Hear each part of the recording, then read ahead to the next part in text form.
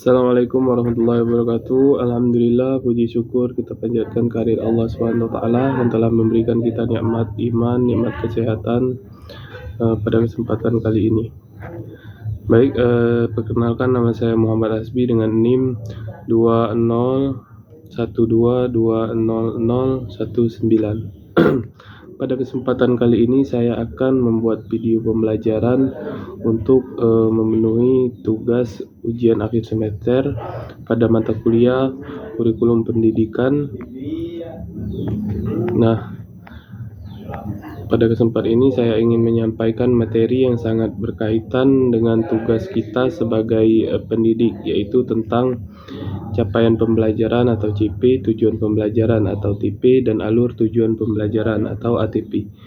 Ketiganya ini menjadi bagian yang penting dalam implementasi kurikulum merdeka, yaitu kurikulum yang terbaru yang saat ini sedang kita terapkan di berbagai jenjang pendidikan.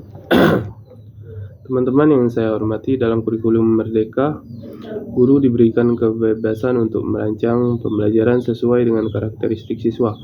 Namun tentu saja kebebasan ini tetap harus berada dalam jalur yang jelas. Jangan sampai guru bebas tapi tanpa arah. Nah, arah inilah yang ditunjukkan melalui CP, TP, dan ATP.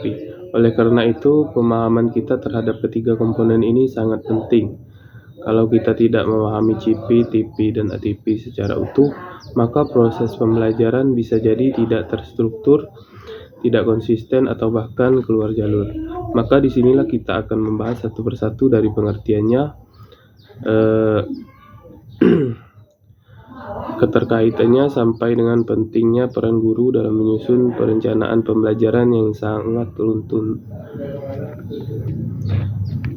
Langsung saja kita mulai pembahasannya. Terima kasih. Baik, langsung saja kita mulai kepada pembahasan pertama, yaitu capaian pembelajaran atau CP. Capaian pembelajaran adalah kompetensi yang harus dikuasai peserta didik pada akhir fase pembelajaran. CP menjadi rujukan utama dalam menentukan arah dan isi pembelajaran di setiap jenjang pendidikan. CP disusun berdasarkan elemen konten dan elemen kompetensi untuk setiap mata pelajaran. Misalnya pada mata pelajaran fikih, CP menjelaskan apa saja kemampuan dasar keagamaan yang harus dikuasai siswa setelah melewati satu fase. CP bersifat umum tetapi menjadi fondasi utama dalam menyusun tujuan-tujuan yang lebih spesifik. Baik, selanjutnya adalah tujuan pembelajaran atau TP. Tujuan pembelajaran merupakan uraian lebih rinci dari CP. TP berfungsi sebagai sasaran yang ingin dicapai dalam proses belajar mengajar harian dan disusun secara spesifik serta kontekstual sesuai dengan perkembangan peserta didik. Tujuan pembelajaran diturunkan dari capaian pembelajaran dan disusun lebih rinci dan operasional. Tujuan ini menjelaskan apa yang akan dipelajari siswa dan bagaimana siswa dapat menunjukkannya melalui aktivitas atau tugas pembelajaran. Misalnya, bila capaian pembelajaran menyebutkan bahwa siswa harus memahami tata cara sholat, maka tujuan pembelajaran bisa dirinci menjadi siswa mampu menjelaskan rukun sholat atau siswa dapat mempraktekkan gerakan sholat dengan benar.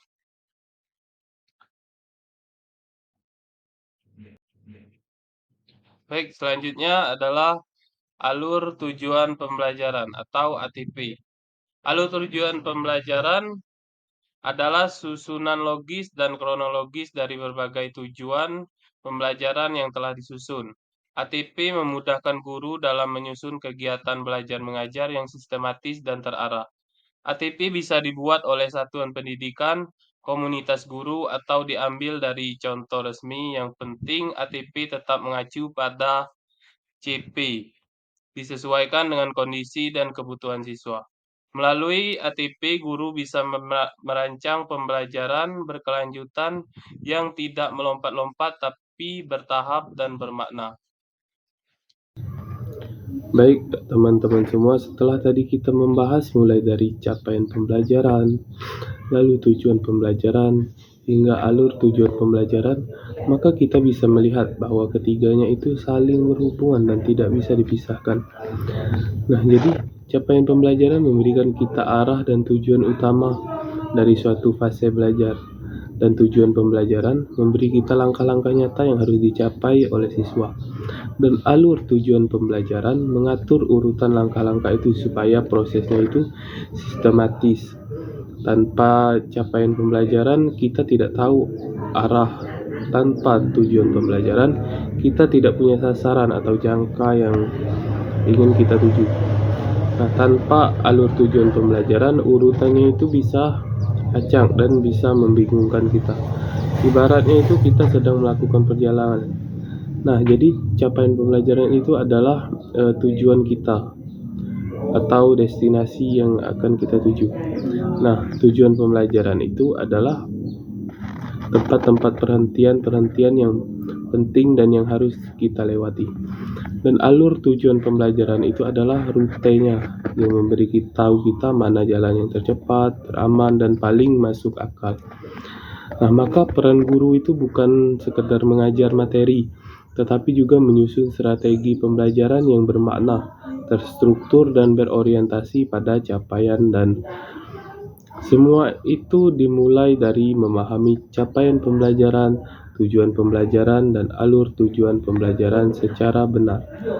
Akhir kata, semoga pemaparan singkat ini bisa memberikan manfaat dan menjadi penguat bagi kita semua dalam menjalankan tugas sebagai pendidik di era kurikulum merdeka ini.